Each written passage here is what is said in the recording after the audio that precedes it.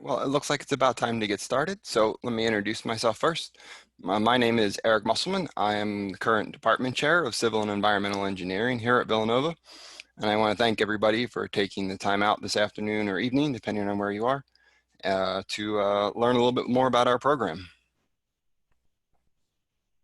So I thought a good place to start was just introducing what civil engineering actually is, because the name isn't super descriptive. Right, so the way I would define civil engineering is a broad field that deals with the design, construction, and maintenance of civil infrastructure. Right, so we're really dealing with the water you drink, the bridges you cross, the roads you drive, and the environment you value. Right, those are all components of civil infrastructure. So there are lots of different career paths for civil engineers to take.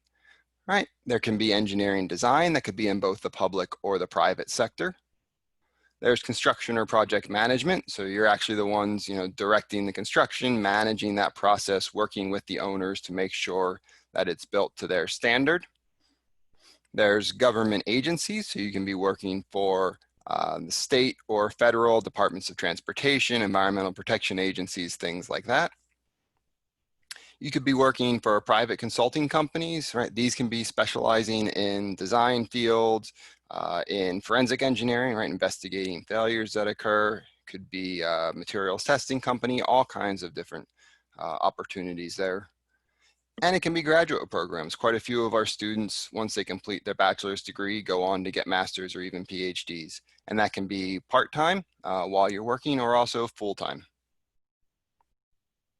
So what types of questions might civil and environmental engineers ask? Right, there's a lot of different questions on here. Just to highlight a couple, how can we improve society? Designing civil infrastructure gives us a lot of ability to impact, how resources are distributed throughout our society, right? How easy is it for people to access transportation or environmental space, green spaces, right? How can I improve that efficiency? How can I really improve the world, right? How can I build a better environment for people to live in, right? Both the built, both the built environment as well as the natural environment that we all live in.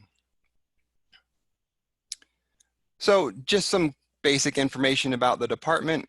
We have right now 236 undergraduate students, right? That works out to about 60 per class, freshman, sophomore, junior, and senior. And we have about 39% female students in that 236 undergraduates.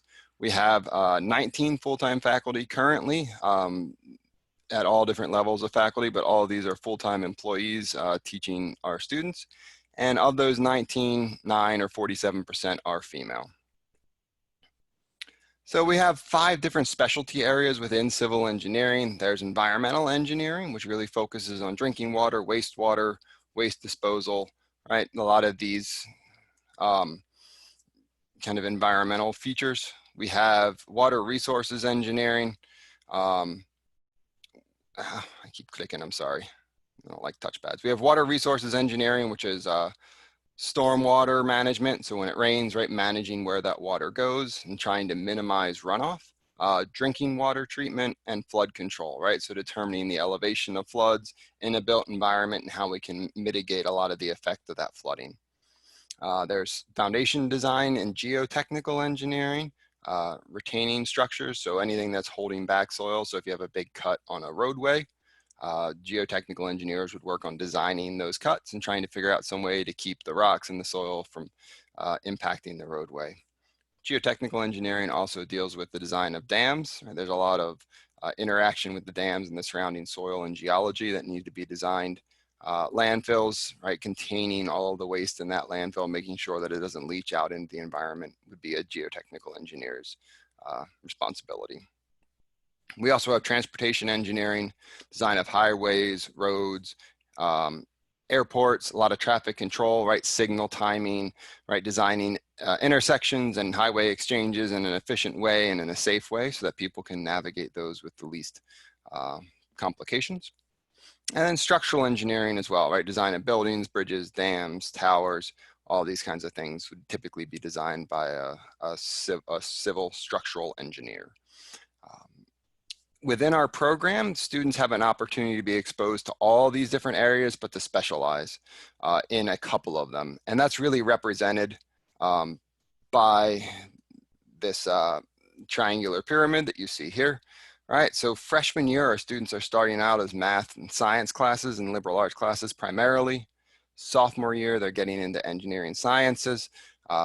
Then they're getting into the junior year exposure into the different fundamentals of each of the different areas that we talked about. I have 6 areas listed here. That's really because we also include construction and project management as another area. It kind of encapsulates all the different areas that we just talked about, water and geotech and transportation and so on. But there are some unique aspects to that as well. And actually a lot of our students go and work in that area. So we want to give them some coursework that really exposes them to thinking about the construction process holistically. Then in their senior year, we're really in that second from the top band there. They're doing depth of study in 3 or more of those areas.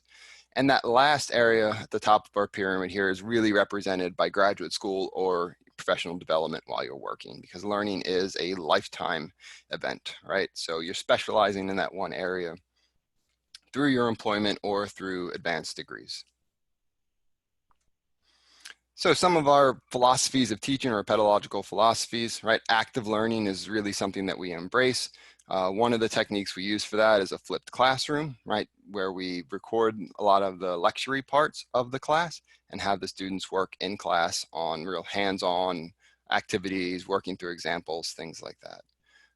Project-based learning, we do in a lot of our classes as well. This is kind of bookended in our curriculum. We have the freshman multidisciplinary design experience at one end and our capstone senior design at the other end, right? And it's integrated throughout that, but those are really kind of those 2 important aspects of our curriculum to expose students to this project-based thinking.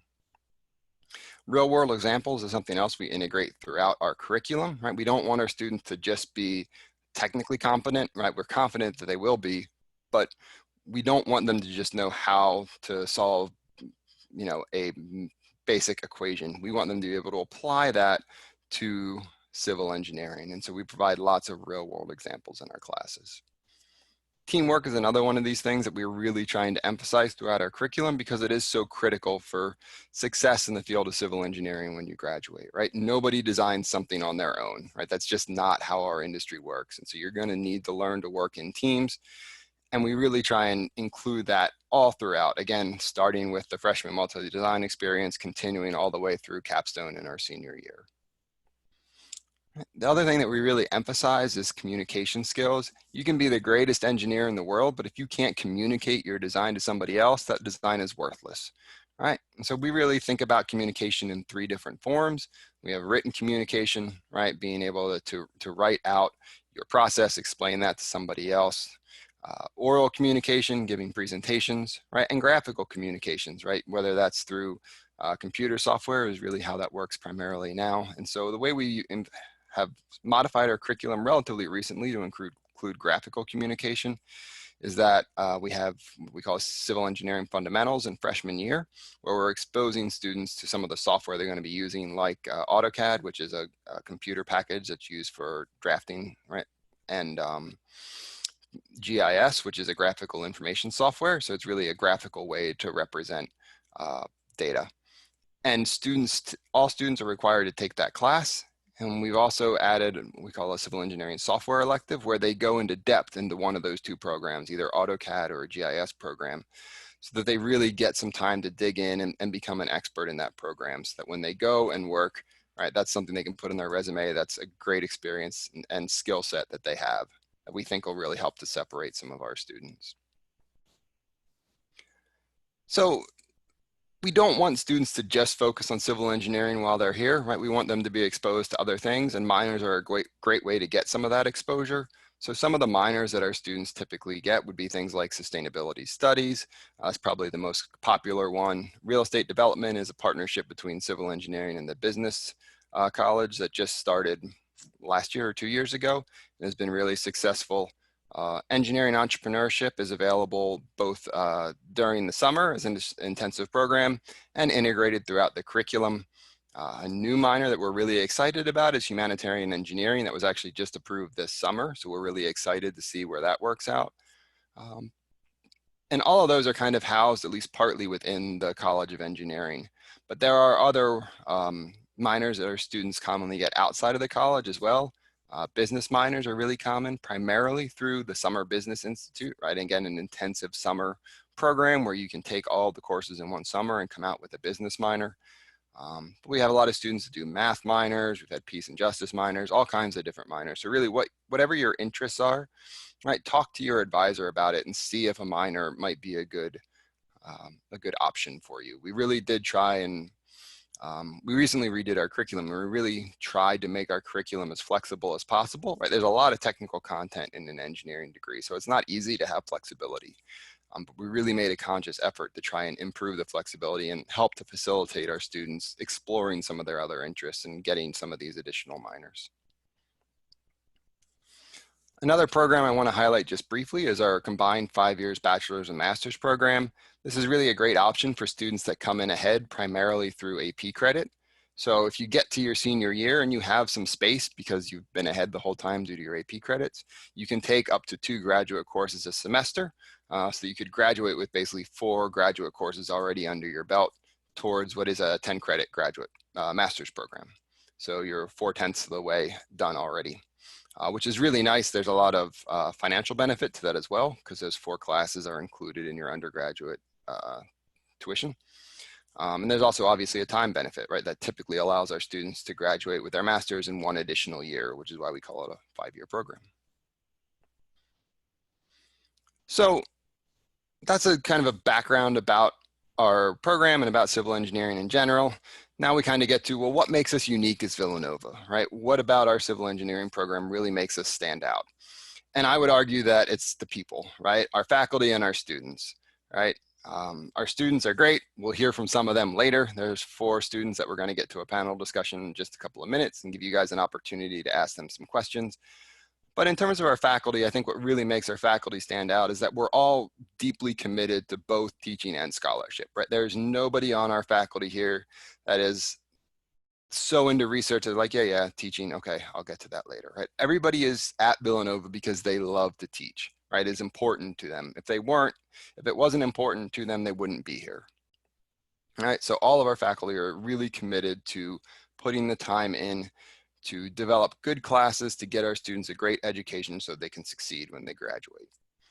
All of our faculty have our full-time faculty have what we call terminal degrees or PhDs in the field of engineering. We really have a limited use of adjuncts in our undergraduate courses. There's maybe 1 or 2 courses in the whole department per year that have an adjunct teaching them, and oftentimes these are more specialized courses. So a great example would be for the past close to 10 years now, we've had an adjunct teaching our senior level construction project management course, and it's somebody that works in that field, right, and has for a long time. And so they bring a lot of experience and a lot of really good, and recent stories to that class and experience to that class. And the students really get a lot out of that adjunct teaching the course. So we really try and be selective in the adjuncts that we use and only use them in situations that really kind of make sense. No TAs or graduate students teach any of our classes. Sometimes we do have graduate students helping out with the lab classes, but it's really just as an extra, set of hands and set of eyes to help walk around and help the students through those, those real hands-on exercises. Faculty member is always in charge of the course. They're the ones that are responsible for the instruction, for the grading, for setting up, laying out the labs, all that kind of stuff.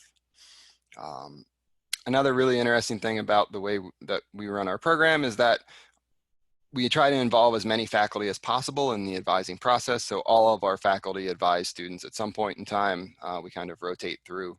We have 3 faculty that advise each class. So each, class of 2023 or whatever, right? Those 3 advisors will move with that class throughout their time here. So they really get to develop a close relationship with those students, get to know, a little bit more about them, what their interests are, what their goals are, and can really work to help them achieve those goals. We also really make an effort to get to know all of our students by name. Only having 60 per grade, right, per level. We really get to know the students, right? We learn all of their names, we get to recognize them, we can say hi to them as we go by in the hall. We really try and develop that personal relationship. Undergraduate research is something else that makes our program, I think, stand out, right? We have a lot of our students that engage in some form of undergraduate research. That can be undergraduate research for credit. We have programs that allow us to do that, right? You can get 3 credits for working with a faculty member in a lab on a project. You write a short report at the end. You can also work in a lab on a volunteer basis or as a paid basis, right? We have a lot of our students that are working part-time, helping our faculty members in the lab run experiments, collect data, right? This isn't just manual labor, right? We're really trying to involve the students and make it a learning experience for them. They're getting involved in the publications, right? They're helping us write journal articles and all those kinds of things. They're an active participant in our research. Study abroad is something that's really common with our students. We have had over 1/3 of our students study abroad. We really try and do that in sophomore spring in our current curriculum. We've tried to make that as flexible as possible so that students can go a wide variety of places.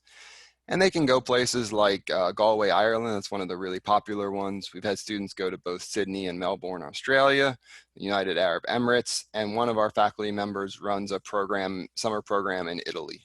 That is actually in conjunction with some of the Augustinians here on campus. So that's a really great summer program that runs every other year.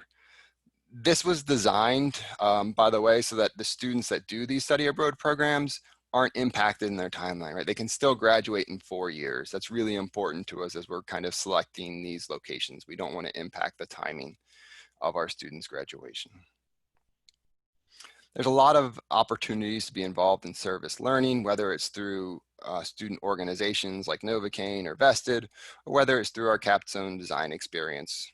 We've had 19 consecutive years now where our seniors have had the opportunity to work on one internationally focused project for their capstones. So that's been a really great tradition here at Villanova as well.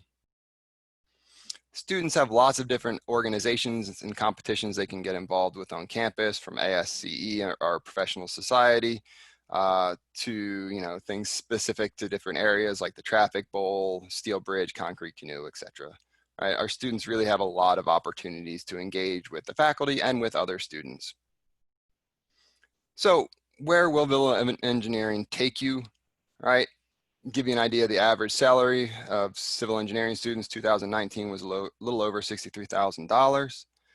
And about 20% of our graduates end up pursuing a graduate degree after completion, right? That number goes up the farther out you look, right? Many of our students, 2-3 years after graduation will start working on their part-time masters. It depends a little bit on the field of civil engineering that you're working in. We really place an emphasis on trying to make sure that our students stay on track. So we have a really high completion rate. We have 91% of our 91% of our sophomores end up graduating on time, right? Which I think is a really impressive number, right? I attribute that both to our students and their work ethic and their desire to work hard in the classroom, as well as to a lot of the effort that our faculty puts into supporting them along the way. And 98% of our graduates agree or strongly agree that we provide a rigorous academic experience here at Villanova.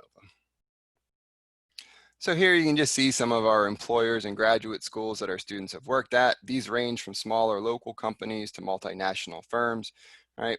And the graduate programs range from local, Drexel, Carnegie Mellon, to some of the best known graduate programs in the country for civil engineering, like University of Texas at Austin and Stanford University.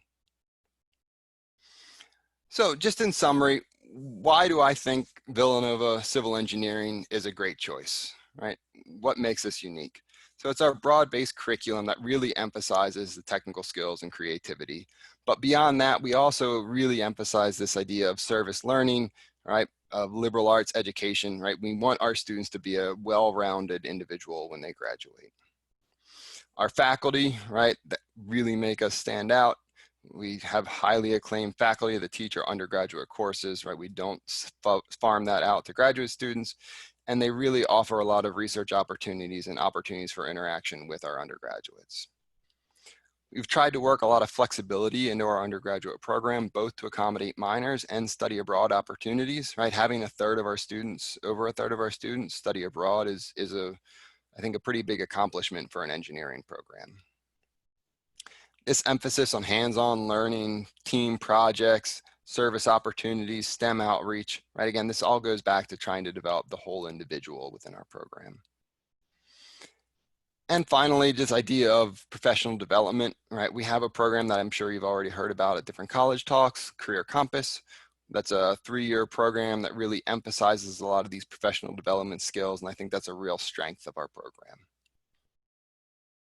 So with that, I'm going to kind of conclude my talk and ask the students to join me on screen. All right, you guys can kind of unmute yourselves and come back on, and we will now transition from having just listened to me talk to being able to ask questions of our students and myself if you have questions for me. So I appreciate everybody taking the time, and I will just throw this slide up as well. If you have any questions after today, absolutely feel free to reach out. My email is just my name, eric.musselman@villanova.edu. Pretty easy to find on the website, and I'll be more than happy to help. Awesome. Well, thank you so much for that presentation. Hi, everyone. My name is Rosemary Raposa. I'm an Assistant Director of Admission. I'm going to be helping out with our Q&A. But before we get started, maybe we could just start with doing some quick introductions from our students that are joining us today. So I guess I'll call on you to make this a little bit easier. Alec, would you like to get started? Yes, I would love to get started. First off, I don't know if anybody could see my profile picture, but I hope you enjoyed it. There's a picture of me from freshman year. I'm a senior now. Hi, everybody. I'm Alec Cardenas. I'm from New Milford, Connecticut. Some of the things that I do, I'm in a cappella. I really enjoy doing music in addition to engineering.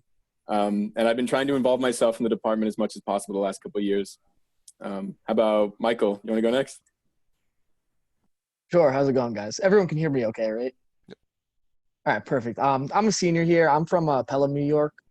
I'm focusing mostly on water resources and geotechnical engineering. And, I'm in the honors program here. I did the Summer Business Institute over the summer, and I study abroad in Galway, Ireland. So if any of you guys have any questions on any of those, please feel free. I'll answer to the best I can. All right. I can go next. Hi, guys. I'm Andris. I'm also a senior, and I'm able to take this year some senior electives in structures, geotech, and water resources. So I'm not really sure of my focus that much yet, but all those. I was able to study abroad last year in Sydney, Australia, which is really awesome and unique. And I'm minoring in sustainability studies and hopefully the new humanitarian engineering minor as well fitted in my last semester. Yeah, and I also am on campus, just a part of dance company and some service as well. And I'm Brittany Larm. I'm from Mansfield, Massachusetts. I'm a junior here. I'm minoring in engineering entrepreneurship. I'm also in the honors program, and I'm involved in Nova Dance on campus. All right, perfect. Well, thank you. So we're going to get started with some questions. So please feel free to submit any questions that you have to the Q&A function, and we will try our best to get to it. So actually, I'm going to start out with a question for Dr. Musselman. So about how many students are in the major, and can you also talk a little bit about class sizes as well? Yep, so we have about 60 students per class, freshman, sophomore, junior, senior. So it works out to 230 some total students in the major. So if we just think about a 60-person class, right, like a freshman class or sophomore class, we tend to, for all of our required courses, offer 2 sections. So our average class size ends up being right around 30 or a little bit under 30 for almost all of our civil engineering classes. When you get to senior electives, we basically try and guess. There's a little bit more variability there because our students have more flexibility. But I'd say it tends to be 30 at a max and a little bit lower than that. I don't know if any of the students want to chime in about some of the other classes they've had, maybe their math courses or any of the other ones, kind of what a typical class size might be for one of those.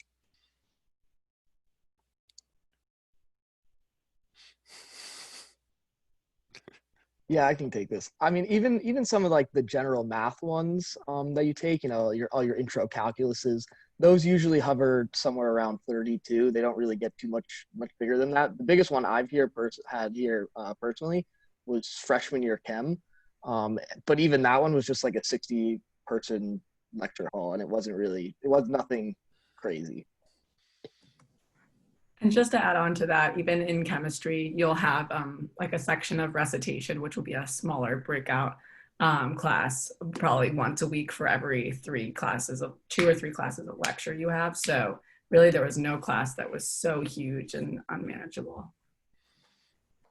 I guess the one thing I should add, the one exception to that 30-person rule would be our labs, right? Our labs, we actually tend to often split up into 4 parts. So you end up with about 15-person sections in the majority of our labs. It depends a little bit on which lab it is and how we're structuring it, but that would be our most common arrangement.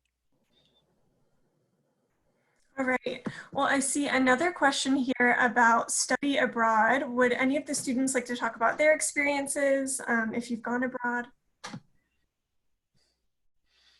Michael, you want to start with Galway and then we can do Andris and Sydney?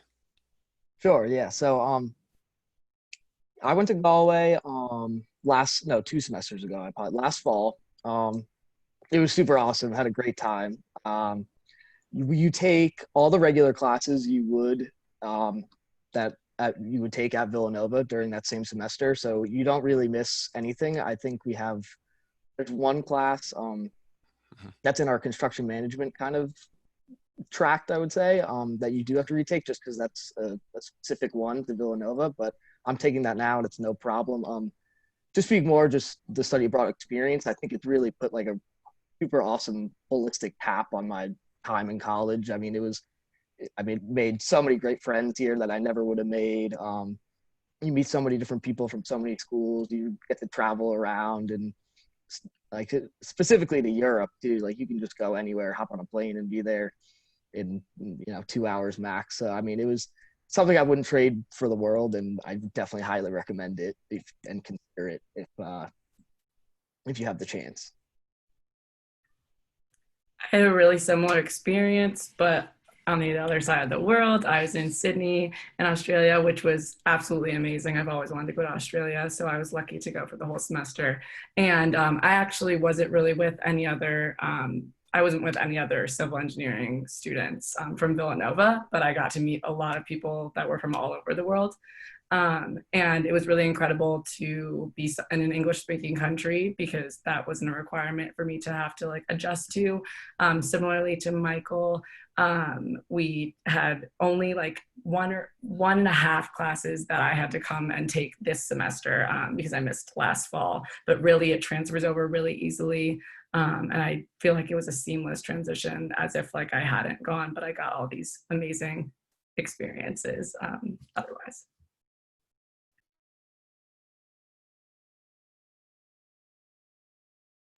Unmute.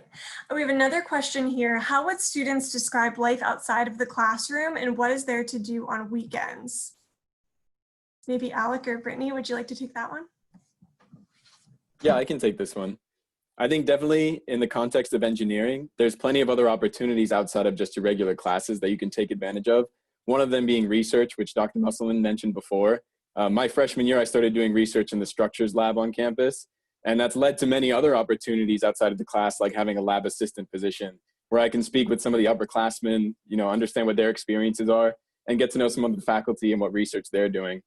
And then outside of engineering, there's usually plenty of things to do. This is a weird year, of course, because we all have to be in our own rooms, in our own space, not being around people too much. But I think you'll find that the community is tight enough that people will find a way to make things happen. My a cappella group, for example, has had our 6 foot apart social distance chair hangouts. We're not allowed to rehearse yet, which is unfortunate. But even with any community at the school, I think you'll find that people really are kind and they want to hang out and they'll find a way to do it. So if you find the right people, I think you'll be okay. I just would like to add on to that. Alec mentioned community, which I feel like is such a huge word that everyone really uses at Villanova. Everyone's very driven. They want to help the community, outside community, two like major organizations, volunteer organizations, is Special Olympics, which so many students are involved in, as well as Nova Dance, which benefits kids with pediatric cancer. And then outside of volunteering, I mean, there is like all the arts, which there are so many different clubs and groups you can be in. And then, I mean, Villanova is very close to Philadelphia. So, I mean, there have just been weekends when I go into Philly with my friend. You can go out to dinner, or you can just walk around. So that's very beneficial because there's a lot of opportunities to do things in the city. Great. Is anybody involved in the honors program? Would you be able to talk about your experiences and maybe what it involves? Sure, I can take that one.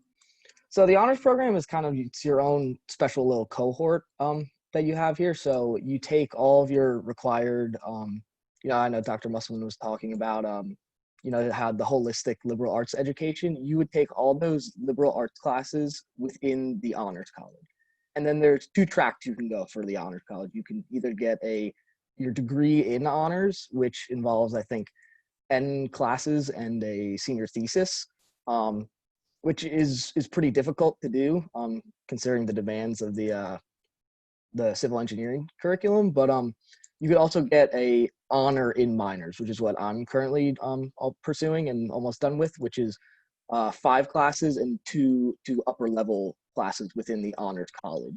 And so you get a couple perks. I think you get smaller class sizes, more discussion-based classes. You get your own honors advisor. And so I don't know if Brittany can add on to anything, but that's just what I've always felt about it.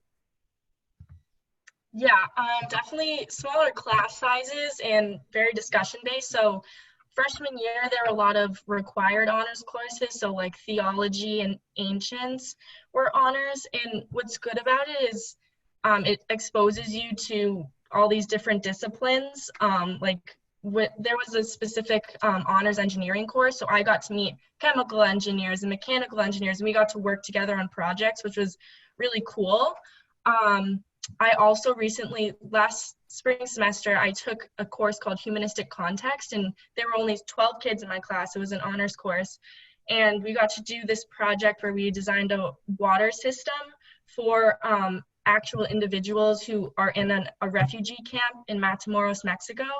It was like such an awesome experience. And I mean, it was an honors course. So even on non-honors kids, you're able to take these courses as long as you have the required GPA. So this is a class that you guys could take too, but I definitely recommend the honors classes are very small and individualized.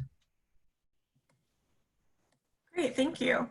I see another question here. Can you please provide more information about environmental engineering? What classes are offered as an undergrad? Would anyone be able to talk about that? Yeah, I can give a little bit of background, and students can chime in if they need to as well. So we integrate environmental engineering into our civil engineering curriculum. So in sophomore and junior year, you will be taking a couple environmental engineering classes. So sophomore year, you'll take environmental engineering science, which really is kind of exactly what it sounds like. It's kind of applying sciences, chemistry, and biology to environmental systems problems. And then during your junior year, you take water and wastewater treatment, which is really kind of a process-driven class. And then there's another environmental class, solid and hazardous waste. That's an option for our senior elective. And also when you're in capstone, we tend to have environmental components or an environmentally focused project as an option for the capstone class. So we treat it, and I know environmental engineering can be treated differently at different places. Some places have it as a separate whole major. We just integrate it as another specialty area within civil engineering here.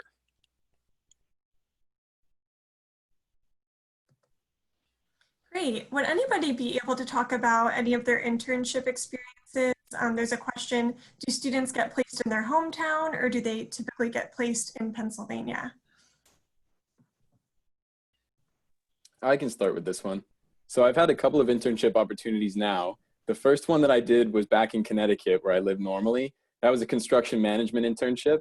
So after my freshman year, I hadn't gotten into the very high level of technical information of engineering at that point. And so when I was looking at places and I would interview with them, they would ask me, have you taken, like advanced steel design? I'd be like, no, I haven't taken that yet. So I went into construction management, and it turned into the perfect opportunity to introduce me to all of these concepts, because construction is where they all come into play after they've been designed.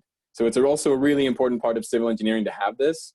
But I ended up going into another route after that year, because I thought, you know what, I'm getting into these technical classes next year. I'm going to see how much I like them. And then I found that, you know, if I find another opportunity, maybe I'll find other things that I enjoy too. So last year, this summer, it was virtual, but I was doing a land development internship.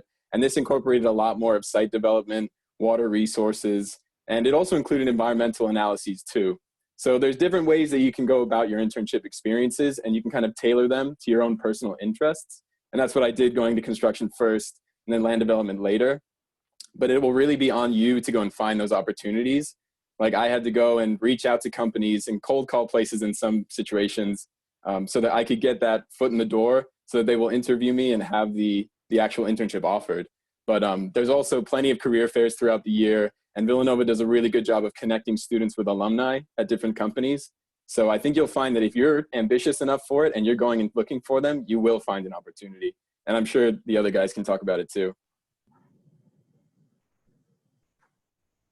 Yeah, absolutely. I know we have a lot of great programs like through the Career Center, with alumni outreach and different companies that come through the Career Center and do career fairs. So there's a lot of opportunities everywhere. Like Alex said, you just have to look for them, and I'm sure you'll find the one.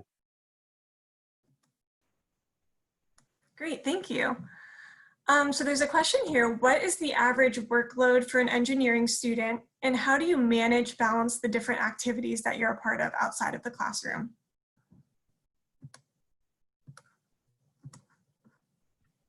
I guess I can start on this one. The average workload, it definitely is a lot of work. Personally, I enjoy like the struggle, the work you put in, because you really see the results of like you're developing a like true knowledge of like design and remediation. Like, you're learning what an engineer actually does in the field, which I feel like is different than a lot of other majors. Of you're having a lot of eclectic classes that give you definitely a great degree coming out of college, but engineering develops a lot of critical thinking skills that you can apply in a lot of ways when you graduate. Obviously, I don't know that yet because I'm not graduated, but it feels that I feel prepared. And the workload, so the workload reflects that. Like, you're putting in hours in order to have this really like deep knowledge of problem solving. But to manage that with other things you're doing, like I'm the president of Dance Company, which is a club on campus, and I'm really able to manage that and this, and I'm in Blue Key, which gives tours on campus. And you're really like, each club knows how much Villanova students are involved in other things on campus. So it's specific times each week or a couple times a week that you're committing to certain activities and clubs. And it actually makes it easier to manage because it's very like sectioned out. So it's not like a random schedule each week. And you'll really have, you'll hone in the skills to like manage your schedule and your life.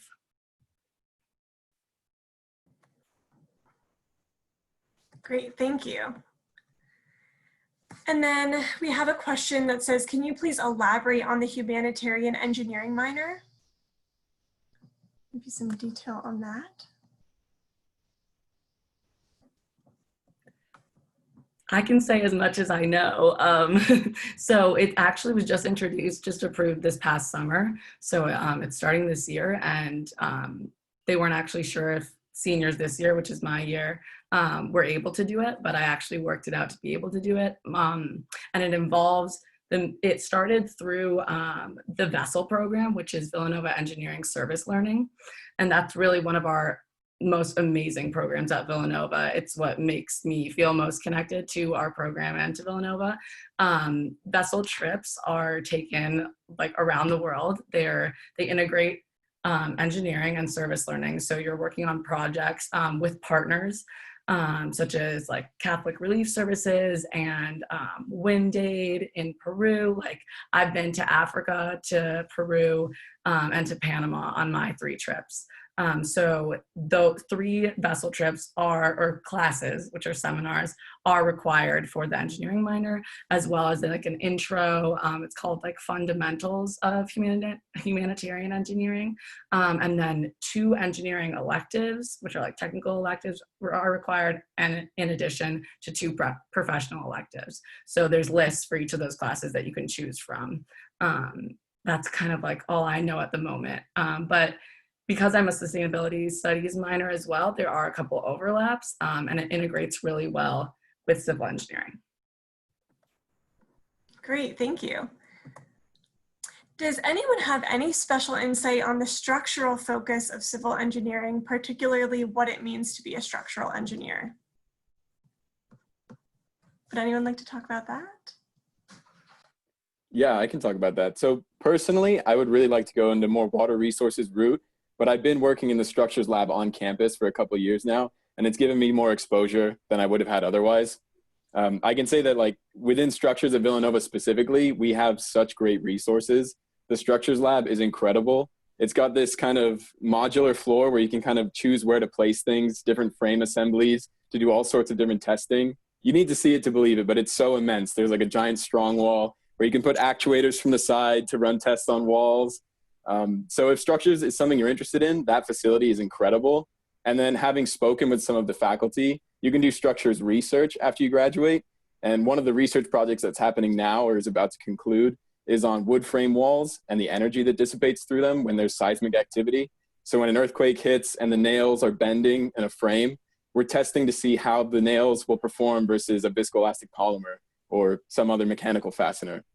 And then there's also structures in the real world where you have a job, and that'll be a lot more design from my understanding, where you analyze the forces in a structure and you'll design facades and systems that will dissipate those forces effectively. And Dr. Musselman could probably answer this better than anybody, but that's my 2 cents on structures. Yeah, so the project that Alex was talking about with the wood walls, it's a project that myself and another faculty member are working on. So structures is the area that I teach and work in. So a little bit of background is, yeah, basically at the undergraduate level, what that works out to is some analysis courses. So figuring out basically how the loads that are applied, so people, wind, snow, etc., kind of distribute themselves through the building and eventually work themselves down to the ground, and the effect that it has on the members kind of as it does that. And then there's also the design courses. And the way we separate our design courses is based on materials. So it's designing structures with steel or with concrete or with wood or with masonry. All right, steel and concrete are the 2 primary undergraduate classes. Wood and masonry, undergraduates can take, but they're graduate courses. So that's kind of what it looks like at the undergraduate curricular level. And then, yeah, in terms of work, primarily structural engineers are working in design offices, right? You're designing structures, whether that be buildings, bridges, towers, etc. A lot of people that specialize in structural engineering actually end up going into construction, because that understanding of kind of how a building fits together and how everything ties together is really important for construction practices as well. So that's kind of the brief background about structural engineering. Great, thank you so much. Well, it looks like we're wrapping up right at 6:45, and we got to most of our questions today. So I just want to take a moment to thank you to our students, and a thank you to Dr. Musselman for taking the time to speak today about their experiences and give some information. If you have further questions after today, there's a couple different ways that you can ask them. We are having a student panel next week. And I put that panel in the chat function, so you can keep that link if you'd like to attend. If you have any admissions questions after today, you can always email our admission office at go2vu@villanova.edu. And I also put that email in the chat as well. But thank you all so much for joining us, and we hope to see you soon. We hope you have a great rest of your night. Thanks, everyone. Thank you. Thank you.